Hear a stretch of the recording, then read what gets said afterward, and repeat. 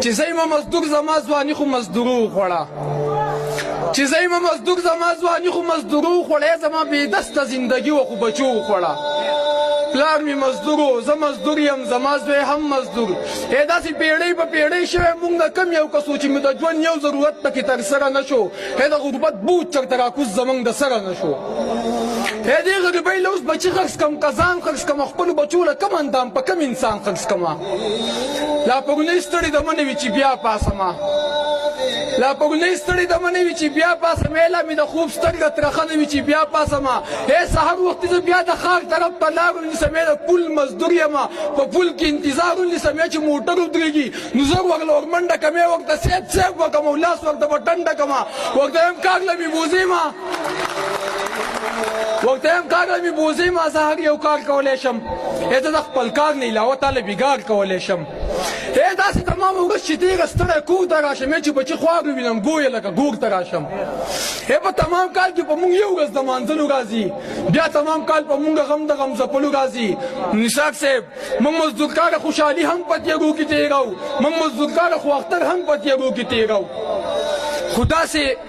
خو داسې مې یاد چې پخوا زه چې لا ماشوم وم په هېڅ نه پوهېدم نه مې د پوزې پاکول زده کړی نه مې پرتوک سم اغوستل زده کړي د پلار له پاتې شومه ډېر وړوکی د پلار له پاتې شومه ډېر وړوکی مور به مې هره ورځ وړو بنډو کې په تمام کلي کې جامې خرڅولي بچا به یې سپینې بچا سرې خرڅولي چې مزدوري به یې وکړه ښه به م خوړه چې نه به نو بیا سړه به م خوړه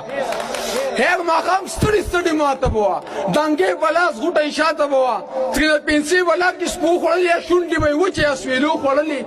چې د ښه او بد په پوهېدو شومه زه د سکول د تلو او د راتلو شومه زه نو کتابونو له پیسې نه وې زما بستنه او جامې نه وې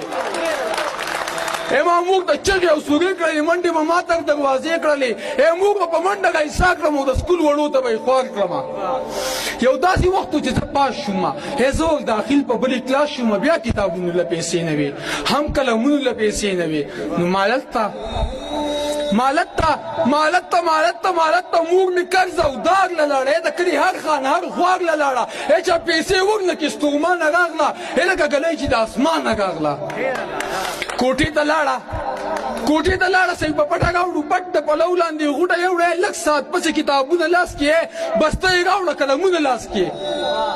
ما ورته ویلې مورې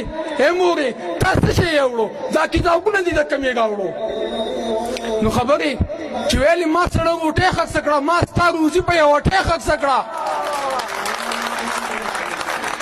ویلې ما سړه غوټۍ خرڅه کړه ما ستا روزي په یوه ټۍ خرڅه کړه اسمان ته یې وکتل بیا وبړې د شپو په جړه خدای خبر څه ګړېده خو بس دومره مې واورېدل چې ویلې خالقه د قدرتونو د جهان مالکه هغه غوټۍ دې هم سړه رانه کړه خېټه دې هم چلې مړه رانه کړه د موږ سلګۍ مې لا غوږونو کې دي د موږ خیرې مې لا غوږونو کې دي زما په سر هغه غوټۍ یاده ده راته د موږ هغه سلګۍ یاده ده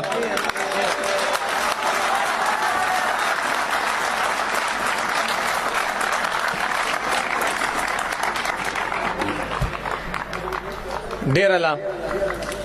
دواړه که یو نشو نو چېرته بوځو چاله بوځو دواړه که یو نشو نو چېرته بوځو چاله بوځو ځان له ځای ګورو جړاله بوځو بس ته هېڅ غم مه کوه نور ټول انتظام مې کړی ته خپله غاړه غوټه وتړه بېګاله بوځو